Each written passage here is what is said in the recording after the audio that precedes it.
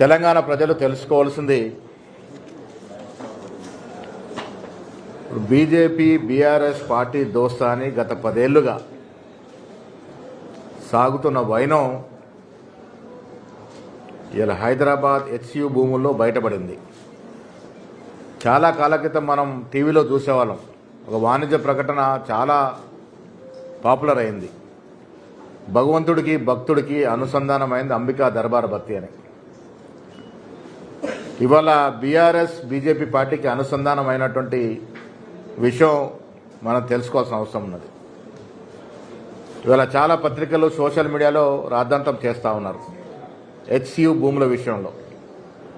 తెలంగాణ ప్రజలు తెలుసుకోవాల్సింది, శ్రీమతి ఇందిరాగాంధీ గారు ఆనాడు సెంట్రల్ యూనివర్సిటీకి 2500 ఎకరాలు ఆమె హయాంలో జరిగినటువంటి సందర్భం. తర్వాత ఈ పంచాయతీ ఎక్కడికి వచ్చిందంటే 2500 ఎకరాలు సర్వే నెంబర్ 25లో ఉంది. ఈ మొత్తం 2 బిట్లు. అసలు కథ ఇక్కడ మొదలైంది. హైదరాబాద్ సెంట్రల్ యూనివర్సిటీకి సంబంధించి ఒక బిట్లోని భూమిని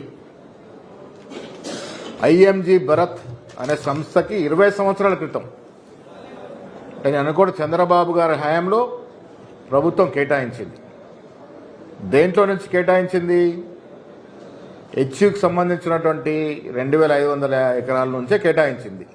ఆ తర్వాత 2005-06లో అప్పటి కాంగ్రెస్ ప్రభుత్వం, రాజశేఖర రెడ్డి గారి ప్రభుత్వం ఈ కేటాయింపు రద్దు చేసింది. దీనిపై అప్పటి నుంచి కోర్టులో వివాదం నడుస్తూ ఉంది.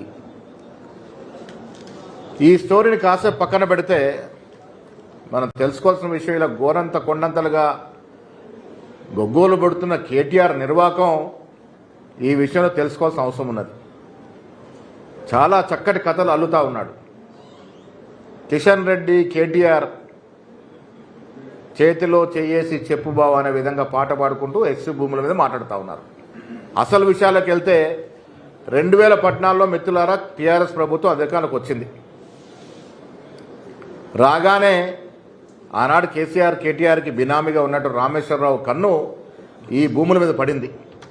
అయితే అప్పటి భూముల విషయం కోర్టు పరిధిలో ఉండటంతో అదే సర్వే నెంబర్లో 25లోని భూములో 50 ఎకరాలకు సంబంధించి నడుస్తున్న లీగల్ పంచాయతీని కేటీఆర్ స్వయంగా రంగంలోకి దిగి అక్కడున్న వీరు వ్యక్తులతో మాట్లాడి దాన్ని సెటిల్ చేసినటువంటి పరిస్థితి.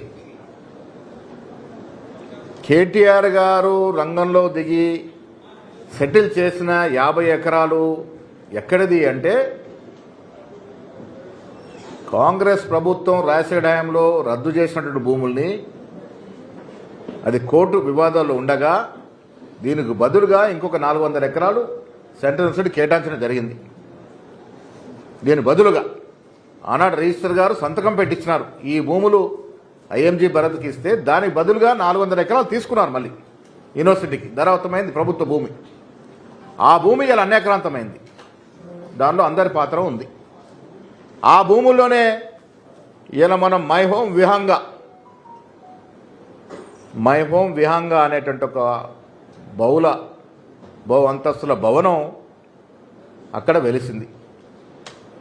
ఇలా కేటీఆర్ గారికి సవాల్ విసురుతున్నా దానికి 100 ఫీట్ల రోడ్డు కేటాయించడం జరిగింది. ఇది నీ హయాంలో జరిగింది కాదా?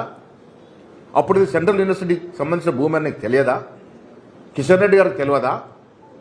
అంటే మీ విషయానికి వచ్చి మీ బెనామీలకి భూములు ట్రాన్స్ఫర్ చేసేటప్పుడు అది హెచ్సి భూమి మీకు కనబడదు. అక్కడ జినుకలు తిరుగుతాయి, నెమళ్ళు తిరుగుతాయన్న విషయం కనబడదు. ఇది పచ్చని చెట్లున్నటువంటి ప్రాంతం అనేది కనబడదు. మీ బెనామీలకి భూములు కేటాయించి లీగల్ పంచాయత్ సెటిల్ చేసి దాంట్లో బడా భవంతులు కట్టుకున్నప్పుడు మాత్రం ఈ జెనుకలు కనబడలే, నెమళ్ళు కనబడలే, పచ్చదనం కనబడలే. అది కేటీఆర్కి కాదు, కిషన్ రెడ్డికి కనబడలే. ఇవాళ మాత్రం వారు 21 ఈ తతంగా నడుపుతూ ఉన్నారు.